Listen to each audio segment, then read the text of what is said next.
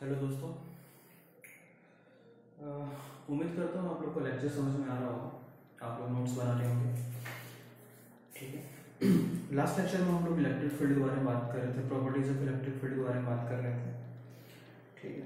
उसमें थोड़ा सा आगे बढ़ते हैं।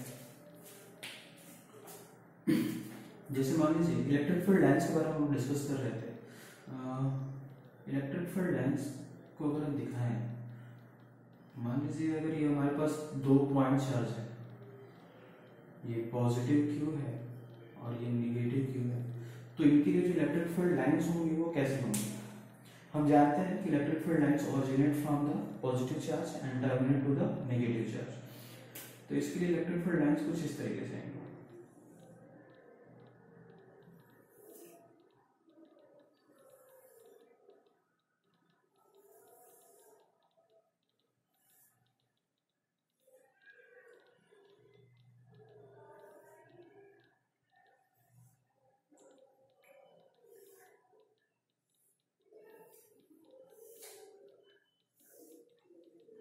ओरिजिनेटिंग फ्रॉम द पॉजिटिव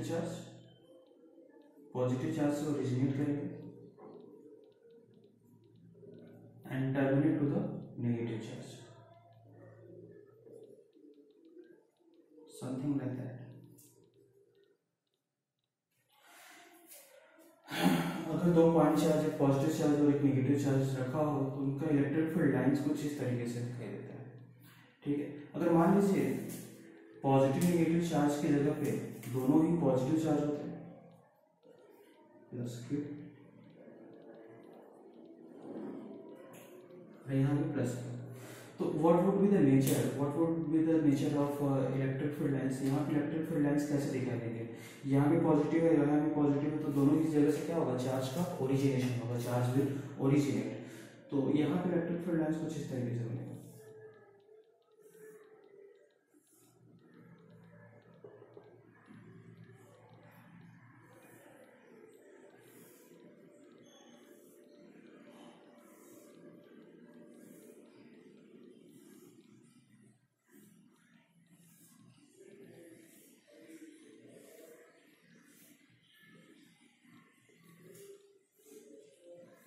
कुछ इस तरीके से दिखाई देगा। यहाँ पे दोनों ही चार्जेस से इलेक्ट्रिक फील्ड लाइंस का ओरिजिनेशन दिखाई देगा, दोनों ही जगह से इलेक्ट्रिक फील्ड लाइंस निकलेंगे, टर्मिनेट नहीं होंगे, निकलेंगे, ओरिजिनेशन दिखाई देगा यहाँ पे, ठीक है। तो पॉजिटिव नेगेटिव चार्ज होगा तो कुछ इस टाइप से दिखेगा, पॉजिटिव चार्ज होगा तो इलेक्ट्रिक फील्ड लाइंस कुछ इस तरीके से दिखाई देगा, ठीक है।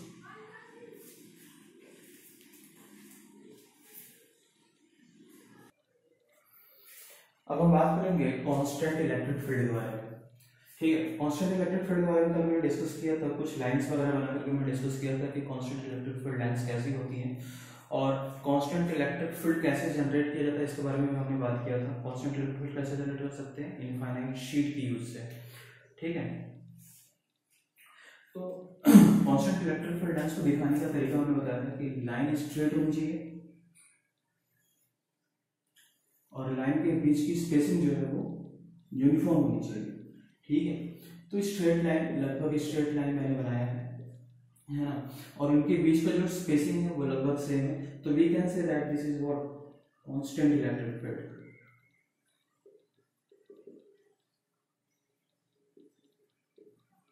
ये कांस्टेंट इलेक्ट्रिक फील्ड है, ठीक है। इस तरीके से दिखाते हैं। अब मान लीजिए अगर इसमें हमने कोई पॉइंट चार्ज रखा, हमने Q, ठीक है। तो इसके ऊपर फोर्स लगेगा क्या, कांस्टेंट इलेक्ट्रिक फील्ड मान लीजिए E नॉट है आपका, और इस कांस्टेंट इलेक्ट्रिक फील्ड में हमने एक पॉइंट चार्ज रख दिया है Q, तो क्या इस Q के ऊपर कोई फोर्स लगेगा, बिल्कुल। F इज इक्वल टू कितना, Q इंटू में E नॉट, ठीक है। और हम जानते हैं कि फील्ड के डायरेक्शन में फोर्स का डायरेक्शन होगा, मतलब इस पे जो फोर्स लगेगा वो इधर लगेगा, जिसकी वैल्यू कितनी होगी, Q इंटू में E नॉट, ठीक।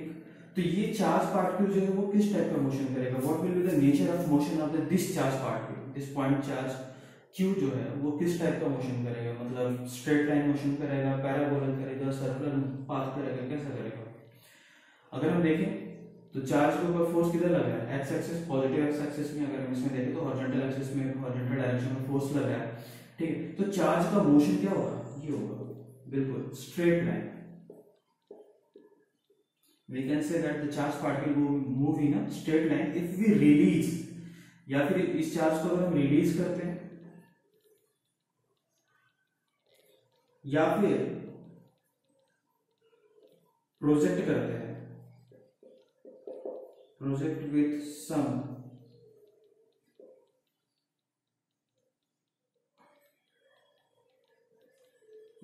Velocity v।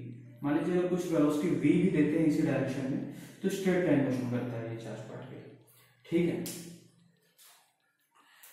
दूसरा कंडीशन आता है कि अगर हम चार्ज पार्टिकल को हॉरिजॉन्टल डायरेक्शन में मोशन ना दे करके वर्टिकल डायरेक्शन में अगर हमने वेलोसिटी v दे दी तो क्या होगा, what will B now, what will be the nature of the electric field line, sorry nature of the path of the Q. अब अगर हम इसको प्रोजेक्ट करते हैं वर्टिकली अपवर्ड डायरेक्शन में तो क्यू चार्ज पार्टिकल जो है उसके पाथ का नेचर क्या होगा, स्ट्रेट लाइन ही होगा या फिर पैराबोला हो जाएगा या फिर सर्कुलर पाथ होगा या फिर कुछ और होगा, ठीक है। इसको समझने के लिए हम लोग बात करेंगे ग्रेविटेशनल फील्ड लाइंस की, जिसके बारे में हम लोग पहले ही क्लास 11 में बात कर चुके हैं। अपने को पता है कि ग्रेविटेशनल फील्ड किधर होता है, वर्टिकली डाउनवर्ड डायरेक्शन होता है, ठीक है। वो भी कांस्टेंट फोर्स है ना, acceleration due to gravity is constant g, ठीक है। अब इसमें से अगर हम याद करिए यहाँ से हम लोग कोई बॉल छोड़ते थे तो वो क्या करता था, नीचे आता था, स्ट्रेट लाइन मोशन करता था, ठीक है। लेकिन अगर उसी की जगह पे बॉल को हम लोग vertical sorry horizontal velocity v देते थे तो बॉल जो था वो कैसे जाता था, क्या बॉल का पाथ जो होता था वो पैराबोला हो जाता था, ऐसे कुछ। अब इस इलेक्ट्रिक फील्ड लाइंस को देखिए, ये भी कांस्टेंट फोर्स है और यहाँ भी जो फोर्स है वो क्या है, कांस्टेंट फोर्स है, ठीक है। देखिए कांस्टेंट फोर्स है तो कांस्टेंट फोर्स ये भी है, कांस्टेंट फोर्स ये भी है। यहाँ पे देखिए फील्ड का डायरेक्शन वर्टिकल डाउनवर्ड है, यहाँ पे हमने फील्ड का डायरेक्शन मान लिया है हॉरिजॉन्टल डायरेक्शन में। अगर इसी को आप 90 डिग्री रोटेट करा दो तो क्या सेम कंडीशन मिलेगी, तो हम क्या कह सकते हैं कि अगर हम इस चार्ज पार्टिकल को इस तरीके से ड्रॉप कर मतलब वर्टिकली अपवर्ड डायरेक्शन में प्रोजेक्ट करें तो इसका जो मोशन होगा वो क्या होगा, पैराबोला होगा, कुछ ऐसे जाएगा, ठीक है। मतलब कहने का मतलब ये है कि अगर आपके पास कांस्टेंट फील्ड या फिर कांस्टेंट फोर्स है, उसमें किसी भी चार्ज पार्टिकल को आप छोड़ोगे या प्रोजेक्ट करोगे तो सिर्फ दो कंडीशन होती है बात की, एक होता है स्ट्रेट लाइन मोशन करेगा या फिर दूसरा क्या है, पैराबोला करेगा। पैराबोला को समझने के लिए आप ग्रेविटेशन का यहाँ पे हेल्प ले सकते हैं, बिल्कुल सेम कॉन्सेप्ट लगता है यहाँ पे भी, ठीक है। चलिए नोट कर लीजिए।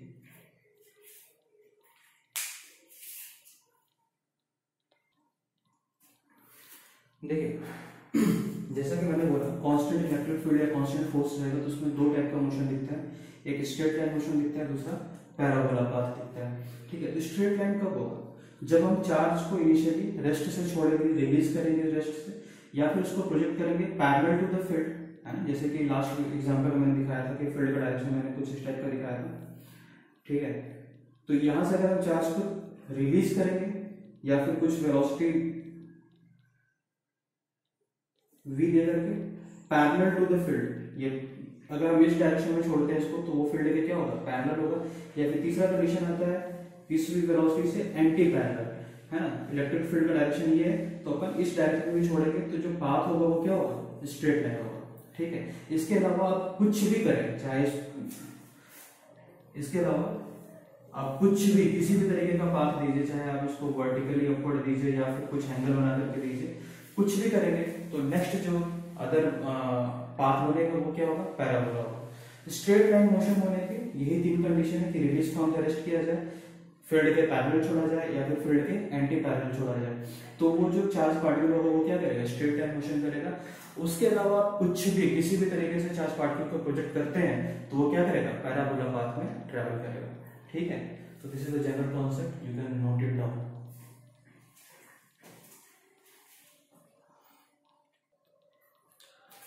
नेक्स्ट देखिए क्वेश्चन है, सिंपल कॉन्सेप्ट का क्वेश्चन है ठीक है। यूनिफॉर्म इलेक्ट्रिक फील्ड है जिसकी वैल्यू कितनी है, ई नॉट। यूनिफॉर्म है डाउनवर्ड डायरेक्शन में। एक चार्ज है माइनस क्यू जिसका मास एम है, उसको वेलोसिटी वी से हॉरिजॉन्टल डायरेक्शन में प्रोजेक्ट किया जाता है, ठीक है। तो इस चार्ज पार्टिकल का पाथ क्या होगा, स्ट्रेट होगा, ऑप्शन 1। पैराबोला होगा डाउनवर्ड, ऑप्शन 2। कुछ इस टाइप का मोशन होगा, ऑप्शन 3। पैराबोला होगा ऊपर की तरफ, ऑप्शन 4। कुछ इस टाइप का मोशन होगा ऊपर की तरफ, ऑप्शन 5।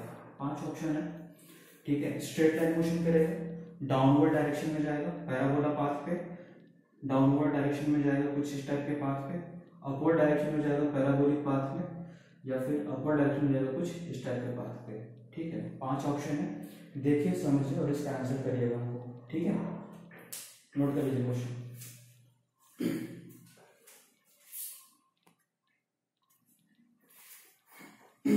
नेक्स्ट इसी कांस्टेंट इलेक्ट्रिक फील्ड पे एक और क्वेश्चन देखते हैं। मान लीजिए अपना यूनिफॉर्म इलेक्ट्रिक फील्ड है कुछ इस टाइप का, इलेक्ट्रिक फील्ड ई नॉट है।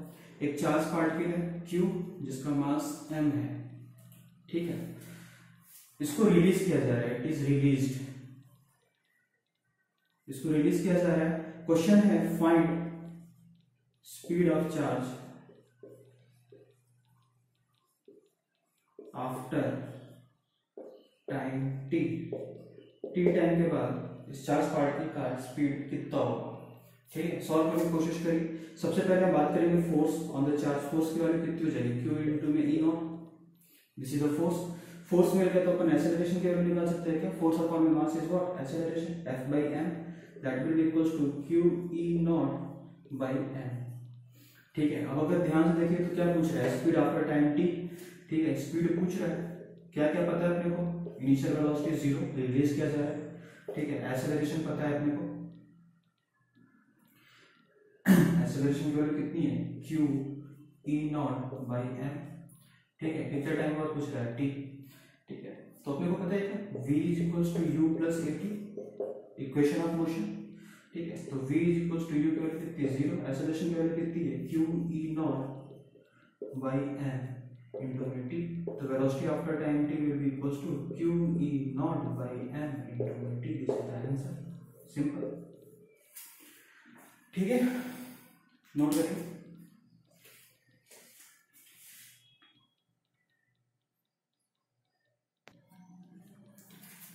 अगेन देखिए क्वेश्चन है कांस्टेंट इलेक्ट्रिक फील्ड पे ही है।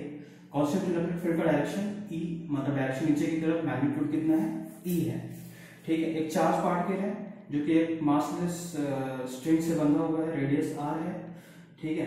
चार्ज की वैल्यू कितनी है, Q है, उसका मास m है। पूछ रहा है find u minimum to complete the circuit. इसको कितना मिनिमम वेलोसिटी दिया जाए, कितनी स्पीड दिया जाए, u मिनिमम की वैल्यू, u की वैल्यू कम से कम कितनी हो कि यह चार्ज पार्टिकल सर्किल को कंप्लीट कर ले। वर्टिकल सर्कुलर मोशन में हम लोग काफी क्वेश्चंस कर चुके हैं, ठीक है। उसी को बेस करके थोड़ा सा मॉडिफाइड वे में इसको दिखाया गया है, ठीक है। इसमें इलेक्ट्रिक फील्ड को इंट्रोड्यूस किया गया है और पूछ रहा है कि क्या होगा, जो भी है क्या होगा, मतलब what will be the value of u minimum to complete the circle. तो कैसे करेंगे इसको, मान लीजिए ये पॉइंट A है, this is point B, this is point C, this is point D, जैसा कि हम लोग प्रीवियस वर्टिकल सर्कुलर मोशन के क्वेश्चंस में किए हैं। तो अगर इसको सर्किल कंप्लीट करना है तो अपने को पता है कि the condition is what, tension at C should be greater than equal to what, 0। C point पर टेंशन की value greater than equal to क्या होना चाहिए, 0 होना चाहिए, ठीक है। तो रिकॉल करिए पुराने वाले कॉन्सेप्ट, पुराने वाला फॉर्मूला, ठीक है। तो बताइए कैसे करेंगे। Tension at point C should be greater than equal to 0। तो टेंशन नीचे की तरफ, mg नीचे की तरफ, ठीक है। सेंट्रीपिटल फोर्स भी नीचे की तरफ, mv²/r, ठीक है। ये टेंशन फोर्स, mg फोर्स, और दूसरी एक और फोर्स लग रहा होगा क्या, इलेक्ट्रिक फोर्स, Q इनटू में E नीचे की तरफ इलेक्ट्रिक फील्ड की वजह से। ये सारे के सारे force Q E tension mg, ये सब के सब मिलकर के इसको क्या देंगे, सेंट्रीपिटल फोर्स देंगे एट पॉइंट C, ठीक है। तो मतलब tension at C should be greater than equal to 0। तो लिखते हैं अपन formula, tension at C should be greater than equal to 0।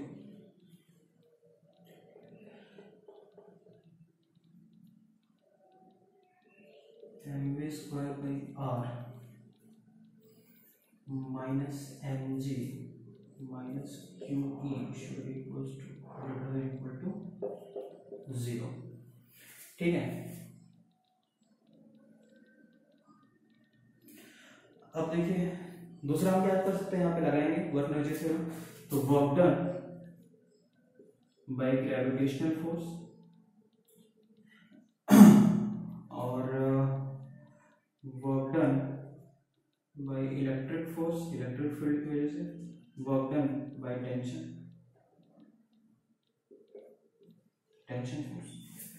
ठीक है, this will be equals to what, change in the kinetic energy. चलिए देखते हैं, तो work done by gravitational force कितना होगा, ग्रेविटी नीचे की तरफ, ठीक है, और चार्ज पार्टिकल ऊपर गया, तो value will be -2mgr। Check कर लीजिएगा, है ना, mgh होना चाहिए, h की वैल्यू कितनी है 2r है, इसलिए मैंने लिख दिया -mg 2r मतलब -2mgr। ठीक है, दूसरा work done by the electric field, ये भी नेगेटिव हो गया, इलेक्ट्रिक फोर्स, इलेक्ट्रिक फील्ड नीचे की तरफ और मोशन जिसका हुआ वो ऊपर की तरफ। तो इसको लिख सकते हैं क्या, 2 इंटू में QE इंटू में R, फोर्स QE हो गया, है ना, और डिस्प्लेसमेंट कितना है 2R है। Work done by the tension force की वैल्यू कितनी होगी, work done by the tension force, देखिए tension is always what, perpendicular to the displacement, that will be equals to 0। This is equals to change in the kinetic energy, half m v square minus half m u square. Check कर लीजिए, work energy theorem का formula लिखना है हमें। ठीक है, तो यहां से इसको सॉल्व करते हैं, तो वैल्यू कितनी आएगी, सॉल्व करके देखिए, mu square minus 4mgr minus 4qer upon में r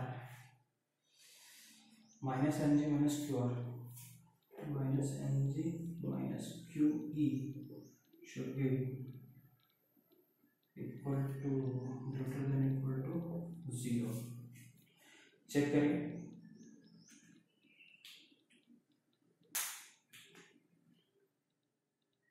है ना, v स्क्वायर की वैल्यू उठा करके यहाँ से पुट किया, देख लीजिए, और इसको सॉल्व करेंगे तो वैल्यू कितनी आ जाएगी, mu square by r should be greater than equal to 0, that will equals to 4 इधर है और 1 इधर है, तो 5 mg इंटू में q इंटू में e, ये वैल्यू आएगी। तो यहां से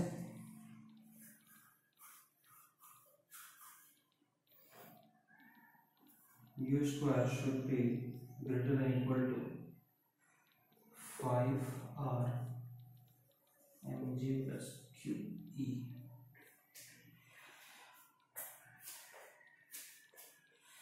बाई m कर लीजिए यहाँ पे, है ना, तो u स्क्वायर की वैल्यू कितनी हो जाएगी, u की वैल्यू कितनी हो जाएगी, greater than equal to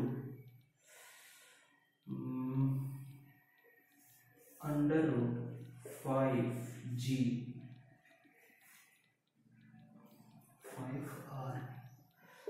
5r bracket में g plus QE by m।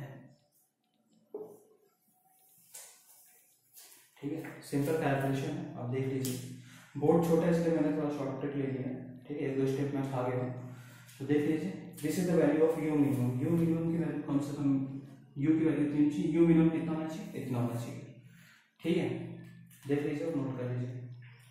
आप चाहो तो इस वैल्यू को, ये जो वैल्यू है, इसी वैल्यू को हम लोग बोलते हैं जी इफेक्टिव। ये जो वैल्यू ब्रैकेट में है, इसी वैल्यू को हम लोग बोलते हैं जी इफेक्टिव। तो हम लोग इसको लिख सकते हैं u greater than equal to 5r g effective, where g effective is equal to g plus QE by m। ठीक है, नोट कर लीजिए।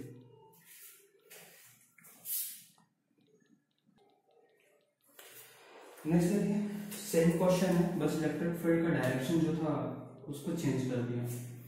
ठीक है, इसमें पूछ रहा है सेम चीज, टाइम पीरियड कितना होगा, और एक चीज और कि टी मिनिमम कहाँ होगा, टेंशन की वैल्यू मिनिमम कहाँ होगी, अगर ये पॉइंट ए है, ये बी है, ये सी है, ये डी है, टी मिनिमम कहाँ होगा, मिनिमम स्पीड कहाँ पे होगी, टी मैक्सिमम कहाँ पे होगा, और स्पीड की वैल्यू मैक्सिमम कहाँ पे होगी। ठीक है, तो देखिए कैसे करेंगे। अगर आप देखें तो चार्ज के ऊपर दो फोर्स लग रहा होगा, एक तो क्या होगा, नीचे की तरफ mg होगा और इधर की तरफ क्या होगा, इलेक्ट्रिक फील्ड होगा q इंटू में E। ठीक है, तो नेट फोर्स जो होगा वो इधर होगा, मतलब अगर जब चार्ज पार्टिकल कहीं यहां पे होगा तब ये क्या होगा, अपनी मेन पोजीशन पे होगा, यहाँ पे इसका मेन पोजीशन होगा। प्रीवियस क्वेश्चन में कहा था बट यहाँ पे मेन पोजीशन था, लेकिन यहाँ पे कहाँ होगा, ये मेन पोजीशन होगा। अगर ये मेन पोजीशन है तो यहाँ पे वेलोसिटी क्या होगी, u मैक्सिमम यही पे होगी और टेंशन भी मैक्सिमम यही पे होगा। ठीक है, तो अगर सारी चीज मैक्सिमम चीज यहाँ पे है तो मिनिमम कहाँ होगा, इसके जस्ट अपोजिट यहाँ पे वेलोसिटी मिनिमम होगी और टेंशन भी मिनिमम होगा। लास्ट क्वेश्चन में टेंशन मिनिमम कहाँ था, यहाँ पे था। ठीक है, अब अगर हम बात करेंगे यहाँ पे नेट फोर्स की, तो नेट फोर्स की वैल्यू कितनी हो जाएगी, अंडर रूट में QE का स्क्वायर प्लस mg का स्क्वायर, बोलिए हाँ कि ना, होगा कि नहीं। नेट फोर्स है ना, ये वो डाउनवर्ड डायरेक्शन में mg लग रहा है, हॉरिजॉन्टल डायरेक्शन में तो नेट फोर्स कितना होगा, इतना होगा। Now this will be the value of what, g factor. ठीक है, तो सेम डेरिवेशन से सेम कॉन्सेप्ट को यूज करके आप बोल सकते हैं कि u मिनिमम की वैल्यू जो आएगी, u minimum will be equals to under root 5r g square plus QE by m का होल स्क्वायर।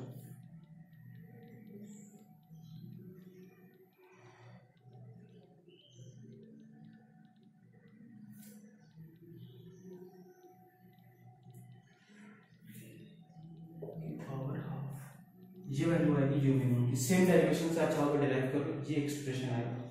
ठीक है, this type of questions is applicable only in the JEE advance. ठीक है, JEE advance जब आप पढ़ोगे तो इस टाइप के क्वेश्चंस कभी कभी पूछ लेते हैं, तो वैल्यू याद रखिएगा कि ये मिनिमम वैल्यू आती है। ठीक है, नोट कर लीजिए। हालांकि आपको ये पता होना चाहिए टी मैक्सिमम कहाँ है, टी मिनिमम कहाँ है। ठीक है, ये चार चीजें आपको पता होनी चाहिए कि अगर इस टाइप का इलेक्ट्रिक फील्ड होगा तो क्या होगा। ठीक है, डाउनवर्ड भी कैसे मतलब मैंने पिछले क्वेश्चन में डिस्कस किया था, आप चाहो तो इलेक्ट्रिक फील्ड को अपवर्ड डायरेक्शन में भी करके देख सकते हो। वहां पर डिपेंड करता है इलेक्ट्रिक फील्ड की इंटेंसिटी ग्रेविटी से कम है या ज्यादा है। वहां पर ग्रेविटी से कम या ज्यादा होगा तो कंडीशंस एक दूसरे के उल्टे हो जाते हैं, बाकी कोई खास अंतर नहीं आता है। ठीक है, तो इस पे आप ढेर सारे क्वेश्चंस बना सकते हो इलेक्ट्रिक फील्ड को रोटेट करा करा के। ठीक है, अब जैसे यहाँ पे हॉरिजॉन्टल पॉजिटिव एक्स डायरेक्शन की तरफ इलेक्ट्रिक फील्ड और चाहे तो नेगेटिव एक्स डायरेक्शन में भी इलेक्ट्रिक फील्ड लगा करके इसमें देख सकते हैं। ठीक है,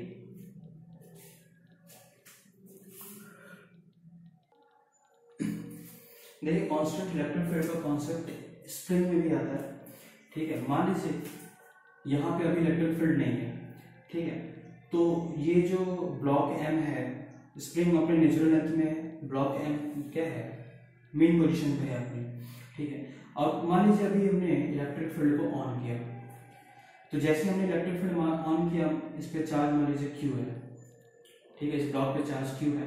जैसे हमने इलेक्ट्रिक फील्ड ऑन किया तो इस ब्लॉक के ऊपर फोर्स लगेगा क्या, हॉरिजॉन्टल डायरेक्शन में एक्स एक्सिस में, पॉजिटिव एक्स एक्सिस में फोर्स लगेगा क्या, जिसकी वैल्यू कितनी होगी, Q इंटू में E नॉट इस साइड। तो उस फोर्स की वजह से अभी ये स्प्रिंग क्या था, नेचुरल लेंथ में था, इस फोर्स की वजह से क्या होगा, ये आगे बढ़ेगा थोड़ा। मान लीजिए कहीं यहाँ पे है, क्वेश्चन ये है कि टाइम पीरियड की वैल्यू कितनी होगी, टाइम पीरियड की वैल्यू कितनी होगी और एम्पलीट्यूड की वैल्यू कितनी होगी।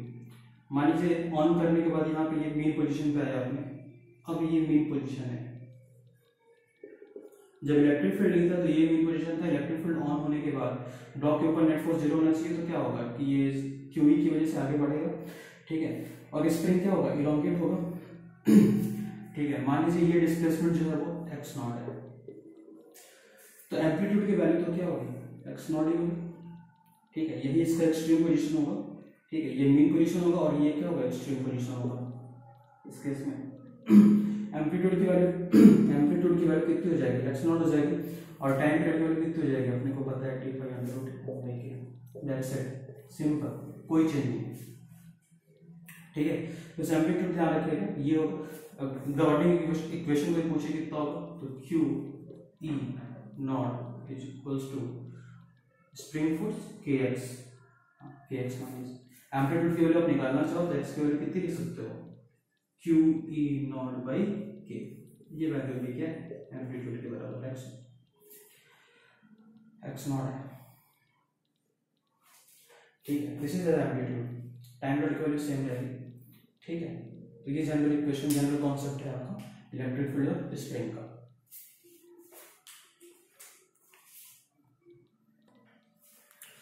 देखिए क्वेश्चन है, बहुत ही अच्छा क्वेश्चन है, बहुत ही इंपॉर्टेंट है ना, कई बार एग्जाम में पूछ चुका है। क्वेश्चन है कि दो प्लेट्स हैं, एक ऊपर प्लेट है एक नीचे प्लेट है, ठीक है। इस प्लेट के नीचे वाले प्लेट से x डिस्टेंस ऊपर एक इलेक्ट्रॉन रखा हुआ और एक प्रोटॉन रखा हुआ है, एक इलेक्ट्रॉन है और एक प्रोटॉन है, ठीक है। कितने हाइट पे, x हाइट पे नीचे वाले प्लेट से। पूछ रहा है कि find the value of x की वैल्यू बताइए such that both the charges reach the plate simultaneously.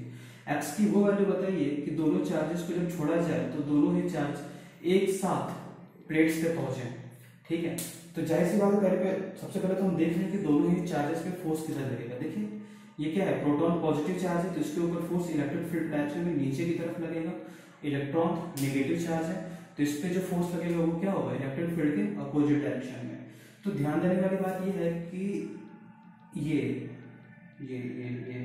जो प्रोटॉन है उसके ऊपर फोर्स की वैल्यू कितनी हो जाएगी, Q E by mass of the proton, और इलेक्ट्रॉन के ऊपर फोर्स कितना लगेगा, Q E by mass of the electron, ठीक है, ओके। और दूसरी चीज क्या है कि प्रोटॉन को कितना डिस्टेंस चलना पड़ेगा, x डिस्टेंस चलना पड़ेगा नीचे की तरफ। देखिए नीचे की तरफ इसको x डिस्टेंस चलेगा, x डिस्टेंस पर रखा था ना, तो प्रोटॉन x डिस्टेंस, ये पॉजिटिव चार्ज x डिस्टेंस नीचे चलेगा तो प्लेट को टच करेगा, जबकि इलेक्ट्रॉन को कितना चलना पड़ेगा, d minus x, total distance d है, ये x है तो इलेक्ट्रॉन को कितना चलना पड़ेगा, d माइनस एक्स डिस्टेंस चलेगा तो ये प्लेट तक पहुंच जाएगा, ठीक है। तो फोर्स अपने को दिख रहा है, डिस्टेंस दिख रहा है, चार्ज दिख रहा है, मास दिख रहा है, अपने को फाइंड करना है कि x की वैल्यू कितनी होगी कि ये दोनों चार्ज एक साथ प्लेट को टच करें। तो ये बेसिक इसका ऑब्जर्वेशन था, क्वेश्चन को समझना है और डेटा हमने जो था इस क्वेश्चन का कलेक्ट कर लिया है, ठीक है। एक चीज ये है और दूसरी चीज क्या है कि दोनों में टाइम क्या रहना चाहिए, सेम रहना चाहिए। तो क्या हम लिख सकते हैं कि s is equals to ut plus half at square, लिखते हैं equation s is equals to ut plus half at square. तो सबसे पहले हम लिखते हैं प्रोटॉन के s is equals to ut की वैल्यू कितनी हो जाएगी, 0 हो जाएगी क्योंकि दोनों को छोड़ा जा रहा है, तो u की वैल्यू 0, ut हाफ एसिलेरेशन की वैल्यू कितनी हो जाएगी, QE by mass of proton, s is equals to ut plus half a t square, ठीक है। दूसरा हम देखते हैं इलेक्ट्रॉन के लिए, तो डिस्टेंस कितना चलना पड़ेगा, d minus x is equals to half acceleration की वैल्यू कितनी है, q इंटू में e mass of the electron into में t स्क्वायर। क्या यहाँ पे हम इसको डिवाइड कर सकते हैं, देखिए दोनों में टाइम सेम लगना चाहिए, इसलिए मैंने टाइम tt लिया है, कैंसिल हो जाएगा, QE से QE कैंसिल हो जाएगा, हाफ से हाफ कैंसिल हो जाएगा, अपने पास क्या बचेगा, अपने पास बचेगा x अपॉन में x minus d is equals to mass of the electron upon में mass of the proton. Check कर लीजिए ये आएगी वैल्यू, ठीक। तो यहाँ से लिख सकते हैं अपन x इंटू में mass of proton is equals to x into में mass of electron minus d into में मास ऑफ इलेक्ट्रॉन, ठीक है। x वाले टर्म को एक साथ ले आइए तो क्या हो जाएगा, x M P minus x M E, काम करते हैं इसको इधर ले जाते हैं, उसको इधर ले आएंगे तो क्या हो जाएगा, x M E minus x M P is equals to D mass of electron. ठीक है, एक्स कॉमन लीजिए यहाँ पे, तो एक्स कॉमन लीजिएगा तो क्या आएगा M E minus M P is equals to D into M E. तो एक्स की वैल्यू कितनी हो जाएगी D M E minus M P, ये वैल्यू आएगी एक्स की।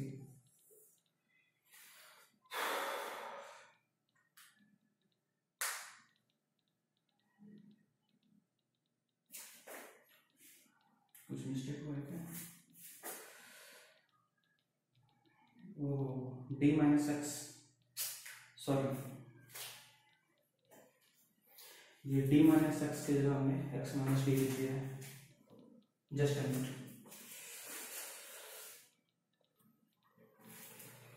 चेक कर लीजिएगा अब सही है।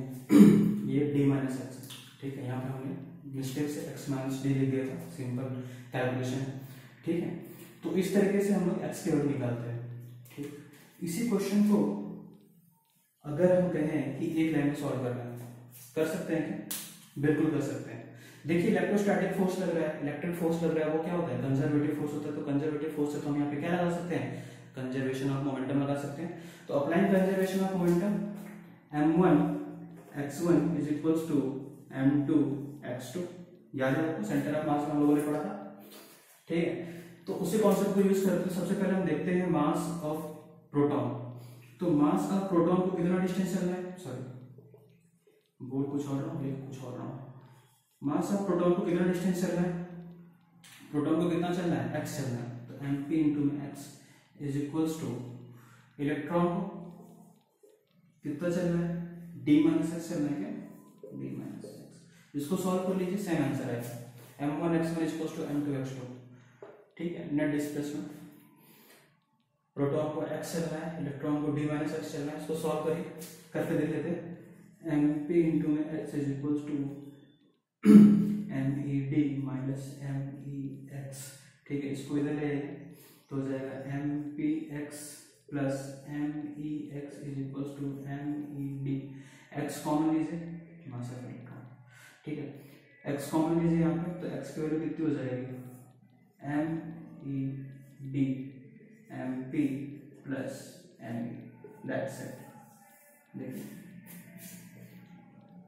अब ये मैं बोलेगा सर 4 लाइन है, एक ही लाइन है, यही कॉन्सेप्ट है सिर्फ। ठीक है, बाकी तो मोम आया है। ठीक है, देख लीजिए नोट कर लीजिए।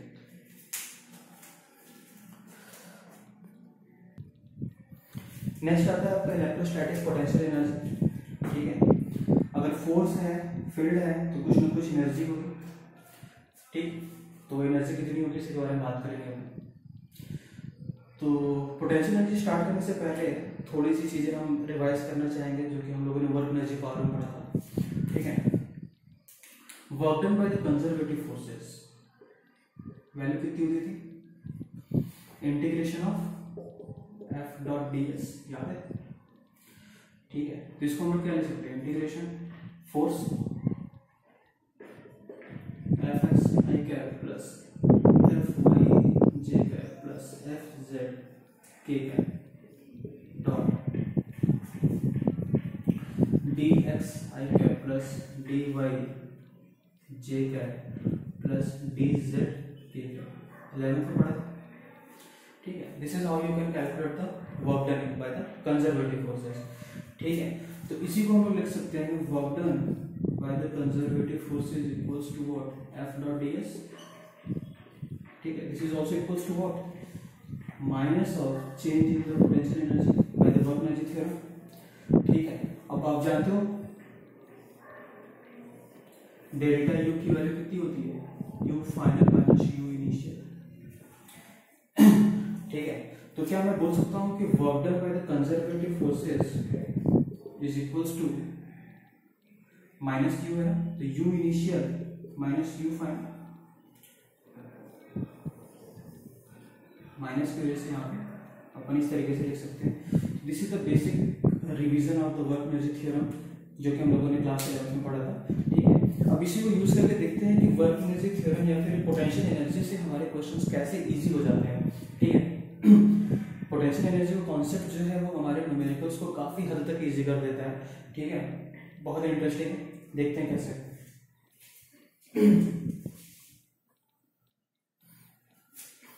देखिए पोटेंशियल एनर्जी का इंपॉर्टेंस समझने के लिए हमने क्वेश्चन दिया है, ठीक है। एक स्प्रिंग है जिसका स्प्रिंग कांस्टेंट K है, ब्लॉक अटैच किया गया है और ब्लॉक अपने मेन पोजीशन पे, इसका मतलब स्प्रिंग अपने नेचुरल लेंथ पे है, ठीक है। मान लीजिए हमने इसको डिस्प्लेस किया यहाँ पे, कहीं यहाँ पे डिस्प्लेस किया है इस ब्लॉक को, और ये डिस्टेंस मान लीजिए 2 मीटर है। मैं बोलूँ कि अगर इस ब्लॉक को 2 मीटर से 4 मीटर तक डिस्प्लेस करना है,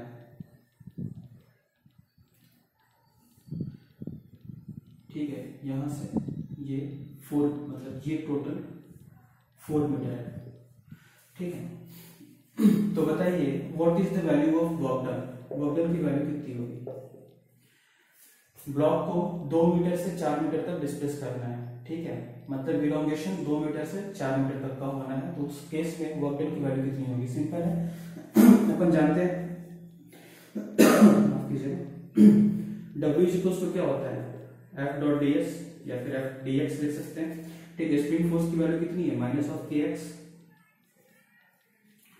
ठीक है, इनटू में डी एक्स। और आपको वर्क चाहिए टोटल, तो आप इसको क्या करो, इंटीग्रेट कर लो, कहां से कहां तक, 2 से 4, सिंपल, ठीक है। इंटीग्रेट करोगे आप तो वैल्यू कितनी आएगी, कहां लिखूं, यहां लिख देता हूं, माइनस के एक्स स्क्वायर बाई 2 से 4, ठीक है। सॉल्व करके देखो आप, वैल्यू कितनी आएगी, माइनस के बाई 2 स्क्वायर माइनस 4 स्क्वायर,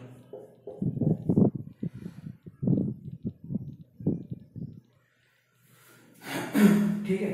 ये वैल्यू आएगी हाफ के एक्स स्क्वायर ही है, कुछ नहीं है, ठीक है। This is the value of what, work done, work done की ये वैल्यू आएगी, work done with spring force, ठीक है।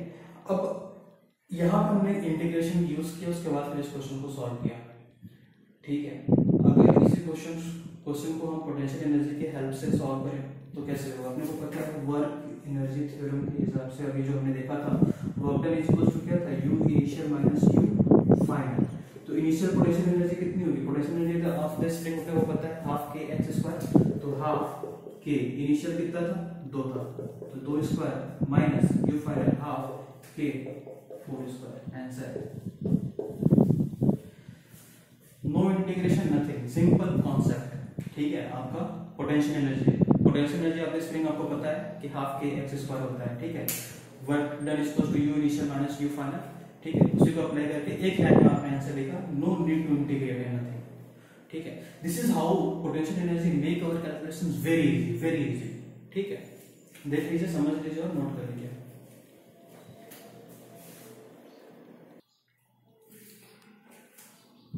तो आज के लिए इतना ही छोड़ते हैं, ठीक है। इस चैप्टर में नेक्स्ट आपका ये एनर्जी के बारे में लोग डिस्कस करेंगे, इलेक्ट्रिक पोटेंशियल डिस्कस करेंगे, ठीक है, और डायपोल डिस्कस करेंगे। उसके बाद फिर ये चैप्टर कंप्लीट हो जाएगा। तो 3 टॉपिक और बचा हुआ है इसका, ठीक है।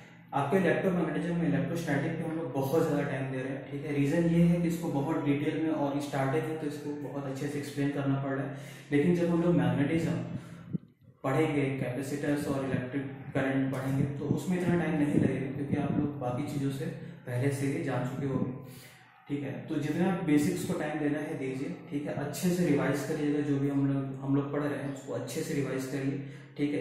एक एक कॉन्सेप्ट को अच्छे से समझने की और पकड़ने की कोशिश करिए। कहीं पे कोई भी प्रॉब्लम होता है प्लीज डू आस्क मी, ठीक है। मैं आपकी हेल्प के लिए यहाँ पे हूँ, ठीक है। बाकी कोई भी प्रॉब्लम हो यू कैन कॉन्टैक्ट मी, ठीक है। आप कहीं पे भी मुझसे कॉन्टैक्ट कर सकते हैं, यूट्यूब पे कर सकते हैं, आप चाहो तो मेरे व्हाट्सएप पे कॉन्टैक्ट कर सकते हो, जहाँ चाहो आप कॉन्टैक्ट कर सकते हैं आप, ठीक है। My WhatsApp number is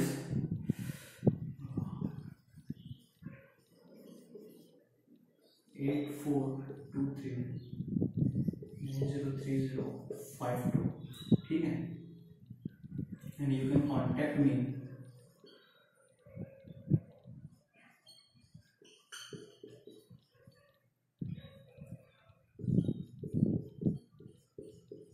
seven 7898244775। आप कांटेक्ट कर सकते हो, व्हाट्सएप कर सकते हो अपने डाउट, ठीक है। Hope best for your future. Thank you so much, have a great day.